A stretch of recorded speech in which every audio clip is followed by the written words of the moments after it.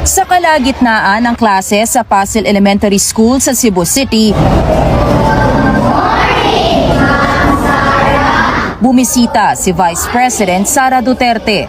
Pumasok siya sa ilang classroom, nakiupo sa mga mag-aaral sa grades 1, 4 at 6 at nakinig sa paraan ng pagtuturo ng mga guro. Ngayong araw kasi ang formal na pagpapatupad ng Catch-up Fridays na layong tutukan ang mga estudyante na nahihirapan sa mga subject. May mga pagkakataong si Duterte rin mismo ang nagturo at gumabay sa mga estudyante sa pagsagot sa ilang math problems.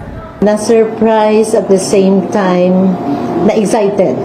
Medyo kinabahan ako kasi baka hindi maka-answer yung mga bata. Pero I'm happy.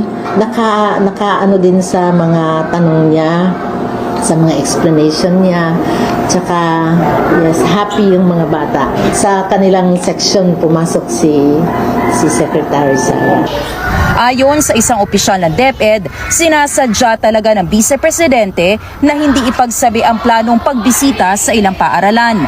Para yung hindi ba rehearse ang mga madadatnan niya kung tutusin. So, is the actual situation in the school on a regular day. She may ask the learners to read, mag-compute, yung mga basic skills, yung mga tinatanong niya. Kasi gusto rin niya malaman kung is the curriculum working for them. Nagabot ang Vice Presidente ng 65 laptops para sa lahat ng mga guro ng paaralan, higit 70 sako ng bigas para sa lahat ng empleyado at learning kits para sa mga mag-aaral. Nagbigay din ng dagdag budget si Duterte para sa pagkukumpone sa mga sira sa paaralan.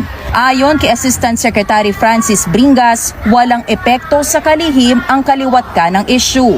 Matatanda ang ilang kritiko ang kumukwestiyon sa pananatili ni Duterte bilang bahagi ng gabinete ni Pangulong Ferdinand Marcos Jr. sa kabila ng mga patutsada ng ilang niyang kamag-anak laban sa Pangulo. Hindi siya bothered and she will just continue doing or performing her job as a DepEd Secretary. At nakikita naman natin yan sa kanyang actions regardless of anong issues ang ibiruhan ko sa kanya. Samantala, pinangunahan naman ni Vice President Duterte ang paglagda sa isang Memorandum of Agreement katuwang ang lokal na pamahalaan ng Cebu City para sa pagdaraos ng palarong pambansa ngayong taon. We are excited lahat sa hosting ng Cebu City supported by the province of Cebu sa palarong pambansa. Sinunod nila lahat ng requirements, lahat ng mga tanong nasagot nila and they did it on their own. Cebu City did it on their own. Isinasapinal pa ang petsa ng palaro, depende na rin kung magkakaroon ng adjustment sa school calendar.